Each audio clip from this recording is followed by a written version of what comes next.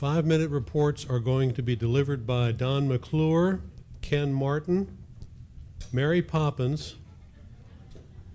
Is there a Mary Poppins actually here?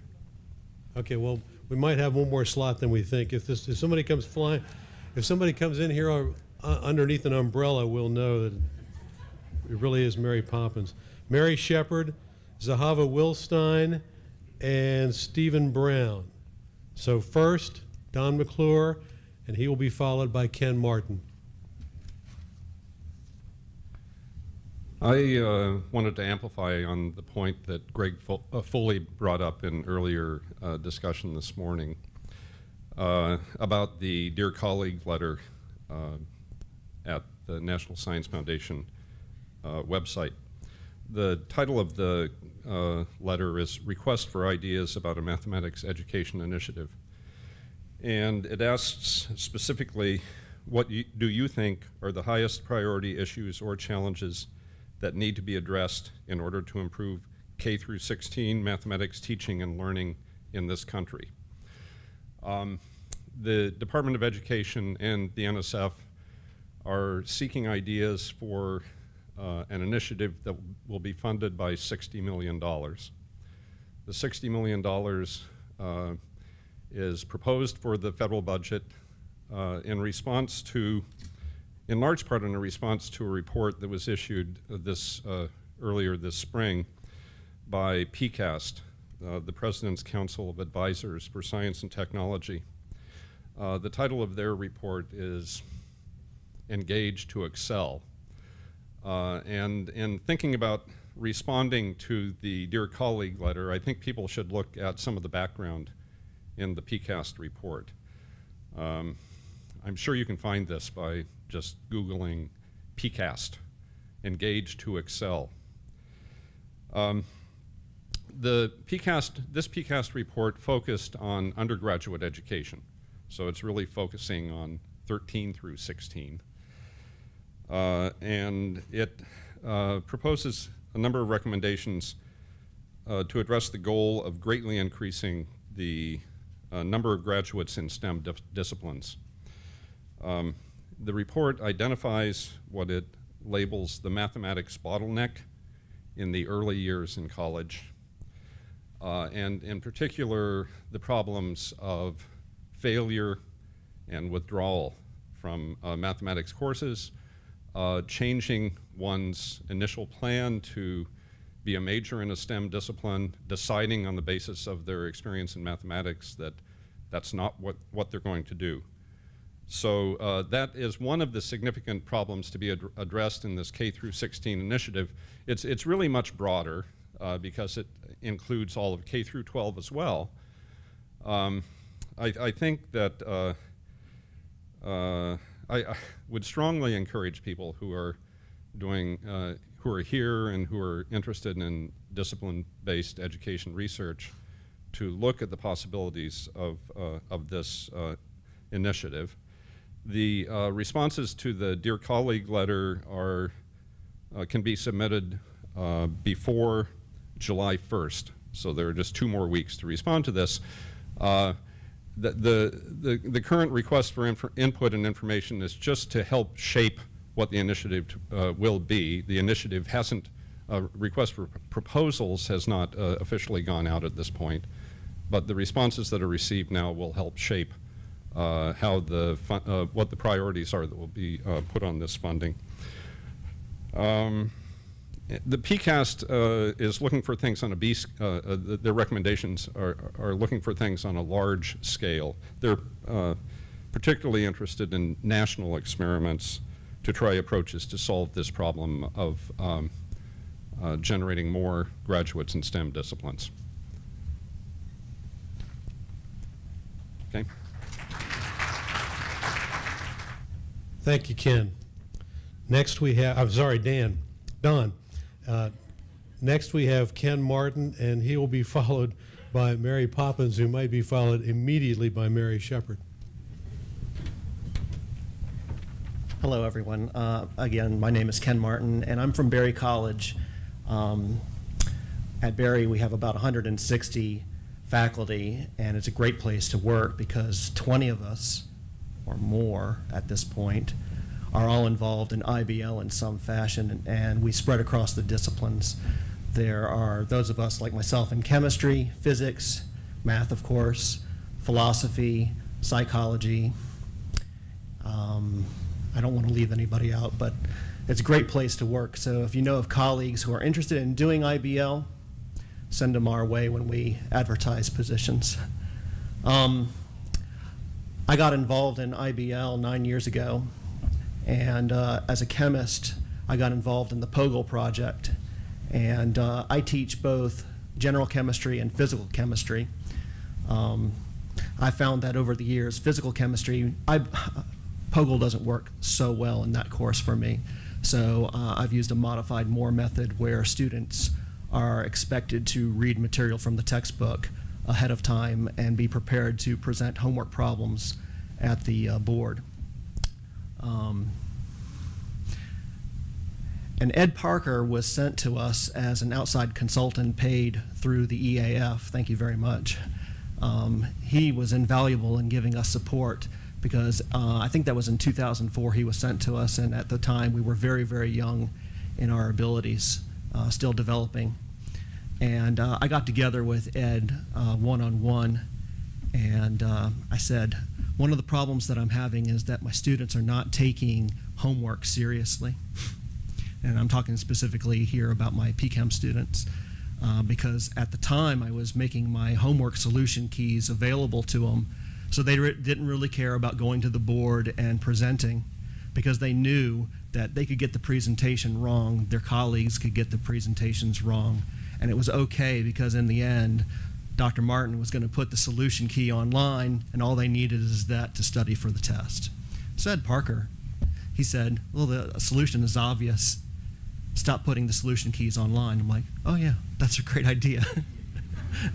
So at that point, I decided no more solution keys, and students in PChem really started taking the presentation of homework very seriously. Now, like I said, I teach general chemistry using the POGL method, and once upon a time, in the early years, in a 50-minute classroom, virtually all 50 minutes was used by the students to do a POGL activity. And all the POGL activities were written by me. The last couple of minutes of class were used for closure, in which students wrote up a reflection on what they had learned that day.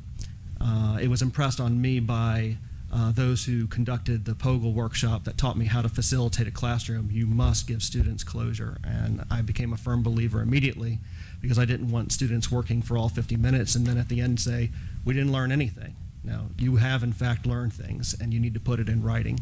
So the last couple of minutes of each class are used for the students to fill out a questionnaire on what did they learn, what is most troubling to them, posing questions to me.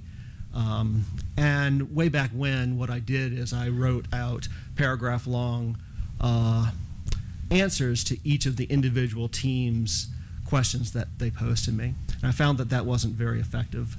So if I'm doing homework presentations in PChem, I thought to myself, why am I not doing homework presentations in Gen Chem?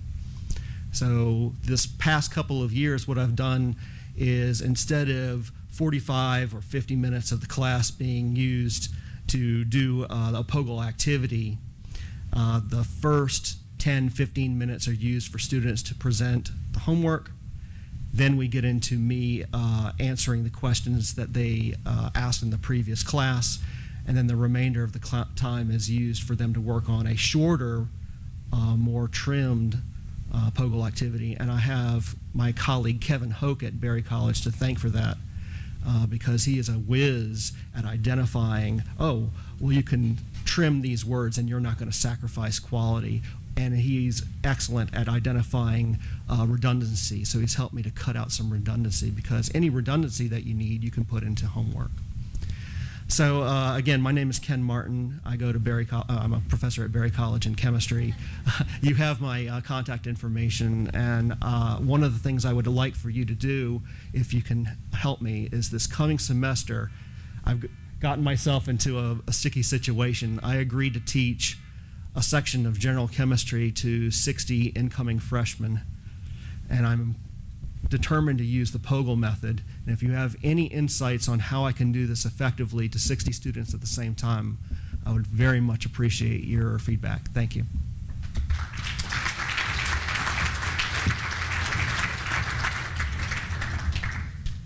Thank you, Ken.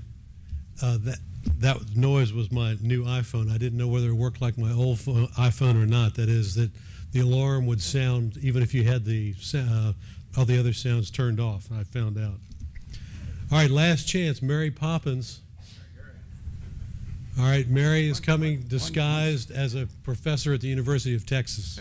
Just stay right here. Just stay right here. I just wanted to make a comment, and very quickly. You know, sometimes when you try to make a joke, it doesn't come across right. And I was making a joke about the cost of my book, and I wanted to make absolutely clear that the materials that many of us produce, and including myself, are free and online, and the quality of them is at least as good as the ones that are published as books. And so I wanted to make it absolutely clear there was no intent at all to say anything about the quality of things that don't cost money for, you know, I mean, it's much more generous to be free. So. Thank you, Mike, but you needn't have worried. The cost of your book is no joking matter.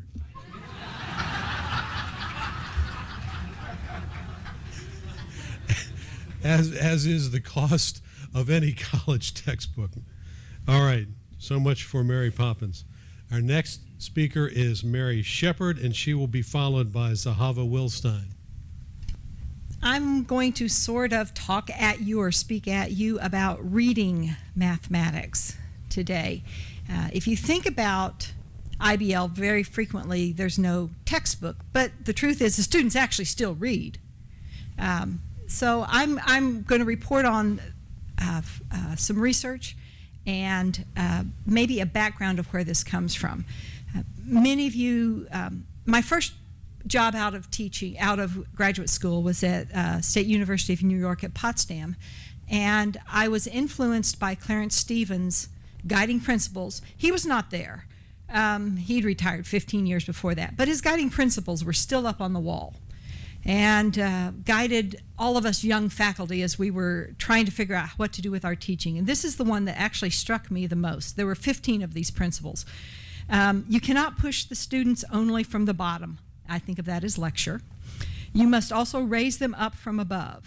You can best achieve your goal as a teacher by helping students to learn to think for themselves, to read mathematical literature independently with understanding and enjoyment, and to become free of the need of a teacher. And if you think about that, that's a lot of the goals of what you're doing when you're doing IBL. So I would like to, I picked the middle part of that, learn to read mathematical literature. And I'm sitting here thinking, oh yeah, they can do it. Yeah, right. You know, they've been reading mathematics since they were in 3rd or 4th grade when they've had word problems starting off. But I worked with John and Annie Selden on a study about what first-year mathematics students actually, how effective their reading is, and probably no surprise to you, it's not effective. They can read along what's going on, being asked to do a problem that they've just been told how to do, and they can't do it. That's essentially the effectiveness that we were measuring. The good news on this is this was actually just published 3 days ago, so yeah. It is actually out there in the literature now. This was 9 years of work to get this there. The title is University Students Reading of Their First-Year Mathematics Textbooks. But it basically says they're not very effective readers of mathematical text. And as we approach flipping the classroom and doing the other things where we have them reading and studying outside of class so that when they get to class, they've worked on stuff, we need to make sure our students actually do know how to read. What it means to read a definition, it just does not mean read the words and then hope that you know what it means. A theorem does not just mean read the statement of the theorem and think you know what the if part and then what the then part is. But we need to help them learn how to read as part of our instruction and our work with them as they become mathematicians. Most of the students, first-year college mathematics students, are not going to go on to be mathematicians. When they go out and they have a problem that they need mathematics for, they're going to have to be able to go out and read mathematical literature to figure out what they need to do to be able to approach whatever problem they've been assigned to. As John and Annie and I were working on this, we were trying to figure out, well, why are the students struggling? Why do they not seem to be effective in what they're doing? And I think it comes back then, now this is my opinion, this is probably not John and Annie's opinion, that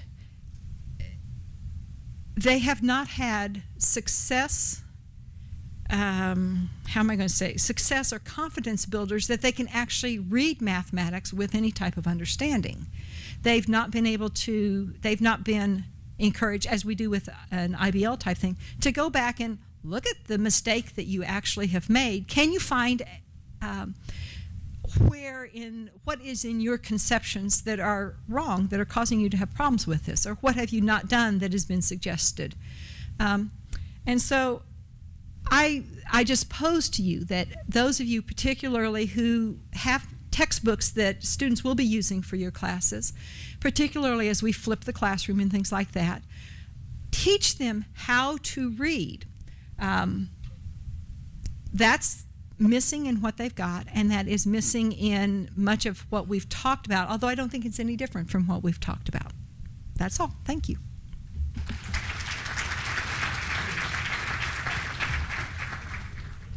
Thank you, Mary.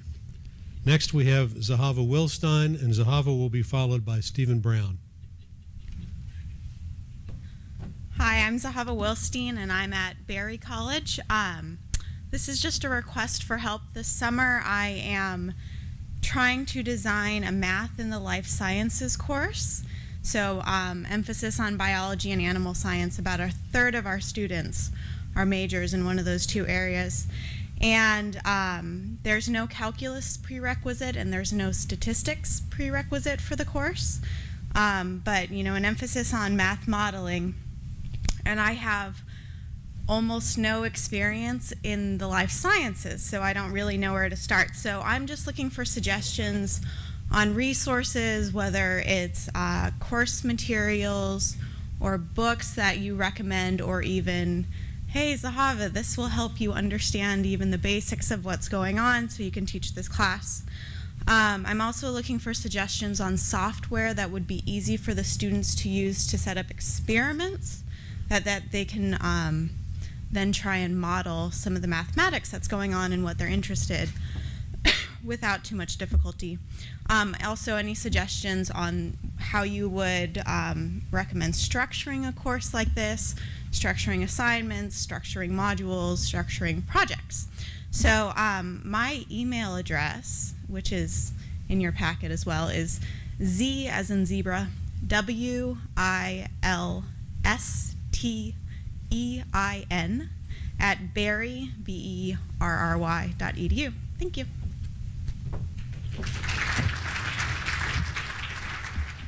Thank you, Zahava. I have a feeling you're going to get visited by a bunch of your colleagues at Berry within the next couple of weeks, and your problems will be on the way to being solved. Our next speaker is Stephen Brown. Hi. I agree with Mike's correction of what he said earlier in his talk, that it's a bit reprehensible to try to entice students to buy a textbook, especially if it's very expensive. On the other hand, the talk that I'm giving right now has no written documentation. There will, however, be CDs on it, and there will be a very reasonable price for any of the CDs that you will be buying based upon what I say. I suggested yesterday that there might be value in thinking about what I was proposing.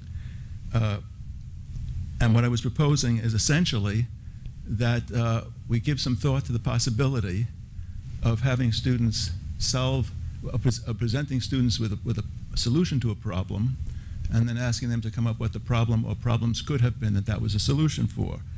And that was what I said was a bit flip and a little bit unclear, and it was unclear to me even afterwards. And I should mention parenthetically that lack of clarity is not necessarily a terrible thing. It's sometimes it has generative properties to it. I was not proposing the switcheroo of the major paradigm of the R.L. Moore paradigm, the one of going from problem to solution, students being presented. Is this unclear? More unclear? It's better if it's a little unclear. Is it unclear or clear now? Is it? The problem of working from the working from problems to solution has been enormously successful, and many of you have come up with all kinds of variations of that model. My suggestion was really in the spirit of a thought experiment as a start. And the thought experiment was a heuristic to encourage us to think about finding ways to better understand the connection between problems and solutions as an educational tool. Maybe the actual reversal would work on occasion, but it doesn't necessarily I wasn't necessarily proposing that as an alternative to the standard paradigm.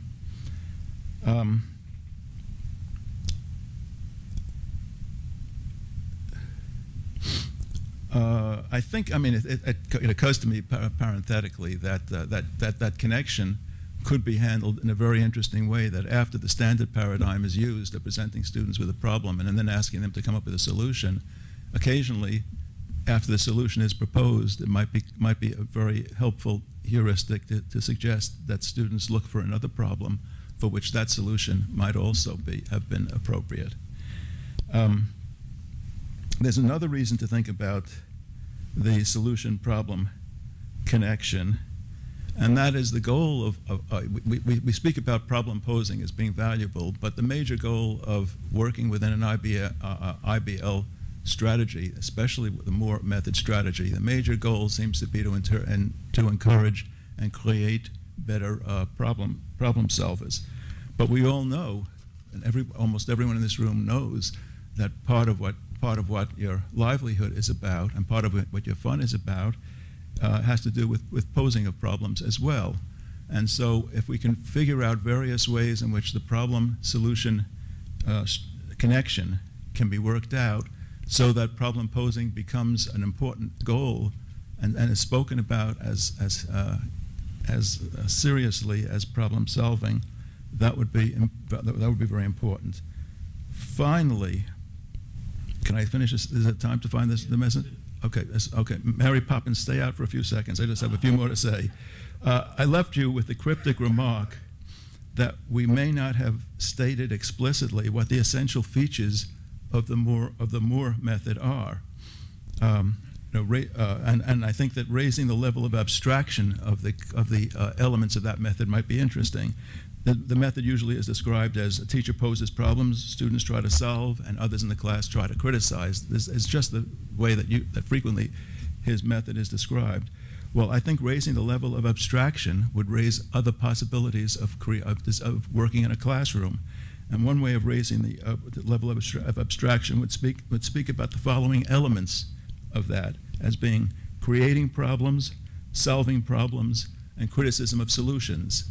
And how creating problems, solving problems, and criticizing statements of solutions depicting it that way might encourage many interesting kinds of variations of that strategy, other than saying teacher poses problems, student tries to solve, and then other students try to criticize it.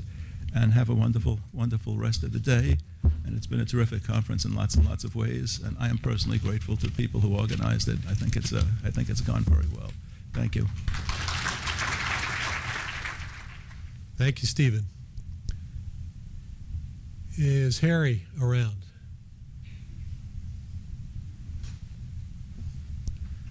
This is our final 5-minute speaker.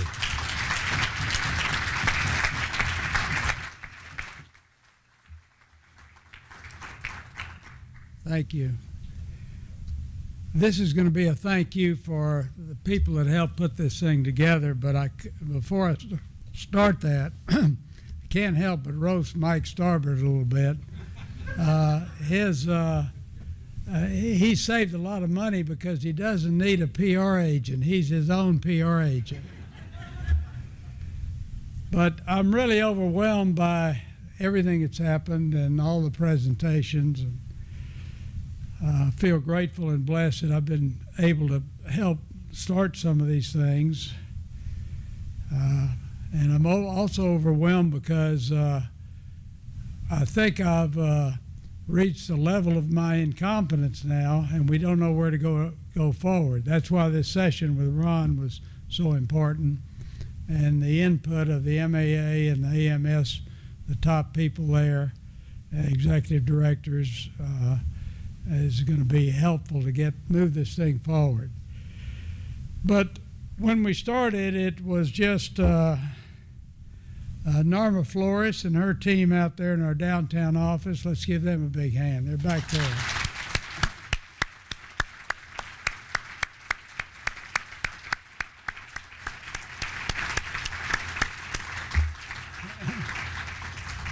And Fane Brock back there and his team out at the R.L. Moore House, they help make the money that helps make all this possible. Fane Brock.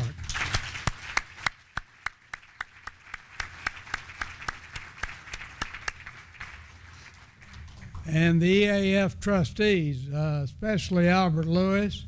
Is Albert over there somewhere? Yeah.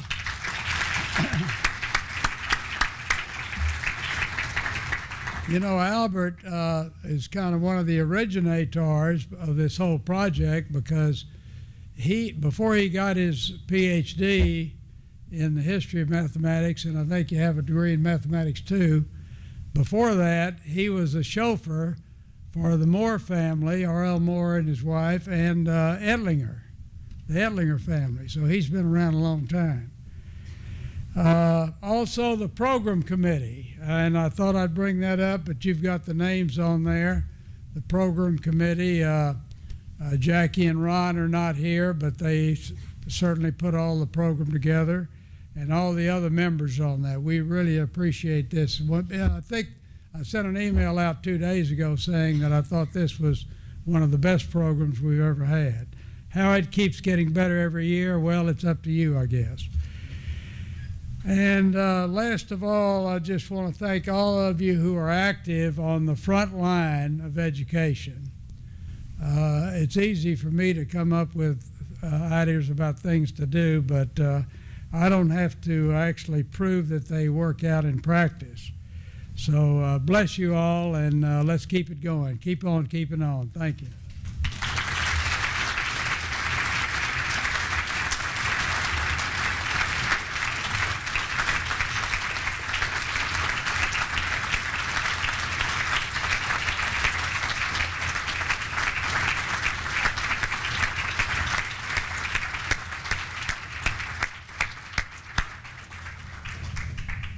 I'll make one correction to what Harry just said. Last of all, he gets the thanks. And we just gave it to him.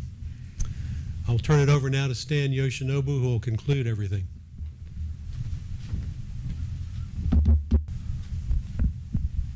All right, looks like we're ready. So we made it to the end of the conference. I'm here in place of Jackie and Ron, so they weren't able to be here. So I'm your closer for this conference. I wanted to first get some practical thing out of the way. We have a website, the AIBL website, so inquirybasedlearning.org, and I will email all of you after this conference, but all the links that people have been mentioning, your materials, if you have a course that you'd like to share or your course materials, just send them to me or send me your link. And what I'll do with Mark is to compile all that into a conference webpage, and then we'll send that out. So that way you have just one place to go, get all the links. You don't have to sort of look through your notes, which you might lose on the way home or anything like that. So we'll get those resources and links to you. So just please email them to me. If you lose my email address, you can find it through Norma or just tell Norma. So we'll get that sorted. So please send me your stuff. All right. So there they are. Jackie, Robert, and Ron, they weren't able to come. Carol stole the picture with the masks at the beginning of the conference, so I have another one. So there they are. I'd like to thank them again. For they set up the entire program and did all the work to organize us before the conference, and the rest of us, we helped out, but just mainly here. So I'd like to thank them again. So Jackie, Robert, and Ron, thank you.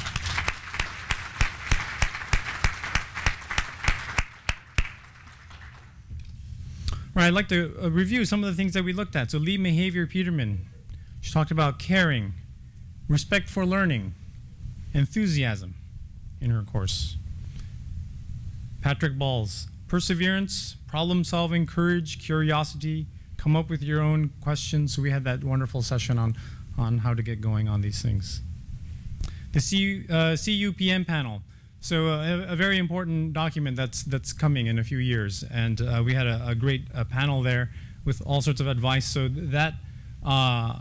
that's available. This is the 2004 one that I put up here. That's available. You can use it to help you with your department and your courses. So we had a new users geometry panel. So there's an inquiry-based learning geometry book in Euclidean geometry by David Clark. So if you want to get going with that, here it is, and you can talk to Judith and Todd and Gary and Keith. Jonathan Hodge brought us the notion of authoritative versus authoritarian. And also he reminded us that IBL doesn't just make better students or mathematicians, it makes better people. Diana White told us about math teacher circles and how they can be transforming experiences for middle school teachers. James Epperson gave us information about the Emerging Scholars Program and how IBL and the ESP go hand in hand. They're doing many of the same things, and in fact they're just the same thing but just evident in different ways. Karen Ray shared their IBLI calculus system and reminded us also to give students a chance to work things out in our presence so that we can help them. Jill Guerra and Catherine Beneteau shared us what we've learned from Pogel, so the chemists are influencing the mathematicians. David Bersu provided a wonderful survey of the characteristics of successful calculus programs. And then this morning, Sandra Larson, Navigating the Straits, Critical Teaching Decisions in IBL Classes, and What Kind of Captain Are You? And our panel this morning about IBL in service courses and how ultimately we believe that you can change the way people think. I also went to some of the breakout sessions. I couldn't make it to all of them, but went around and took some pictures. We have Dylan Retzek, and he brought out his foray into IBL Intro to Proofs and using the SALG instrument, measuring how students are doing, and reflecting on his teaching.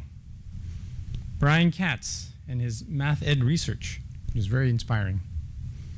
We have Vilma Mesa and Tim Whittemore sharing their research about us, actually. And Bree Feingold sharing her first IBL course at University of Arizona. And so a theme that we've been discussing in this conference, I think especially, these themes come up in every conference, but I think we've focused on it particularly, is the learning power. So Guy Clax, in case you want to learn more about it, there's a book called What's the Point of School? And the point is about learning power, ultimately. Learning to think. And so there you go. I'd like to thank Lee May, Judith Covington, and Angie Hodge for emceeing the conference. So let's thank them right now. So thank you, Lee. And let's see. I don't see Judith or Angie. Are they here? All right, so we'll say thank you later. Of course, we thanked Harry Lucas earlier, but listen, I really feel like we wouldn't be here today without EAF, all their support, and more than their support, their willingness to gamble on us sometimes, to support our ideas, and to take risks. And so when we ask our students to be courageous, and to take risks in class. They are also being courageous and letting us try stuff and make mistakes in the effort to improve IBL. So let's once again thank Harry, Lucas, Norma, Albert, the EAF team.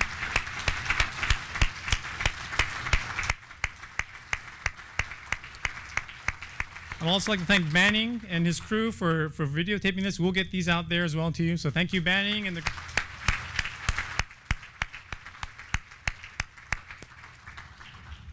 of course, thank you all the participants. So thank you for being here and for sharing.